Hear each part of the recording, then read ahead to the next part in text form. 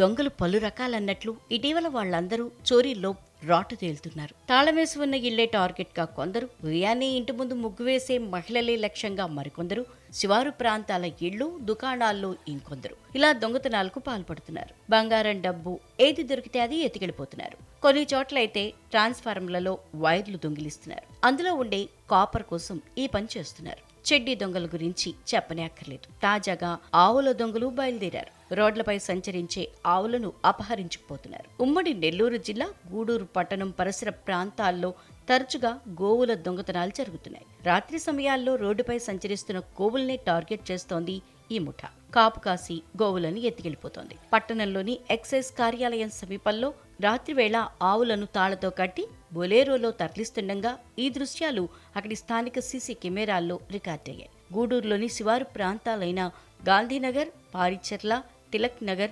ఇందిరానగర్ ఏరియాల్లోనే ఈ దొంగల ముఠా టార్గెట్ చేస్తోంది. లక్షలు విలువ చేసే పశువులను అపహరించుకు వెళ్లిపోతున్నారని బాధితులు ఆవేదన వ్యక్తం చేశారు. త్వరగా ఈ దొంగల ముఠాను పట్టుకోవాలని వేడుకుంటున్నారు. బాధితుల ఫిర్యాదు మేరకు కేసు నమోదు చేసి దర్యాప్తు ప్రారంభించినట్లు సీఐ చెప్పారు.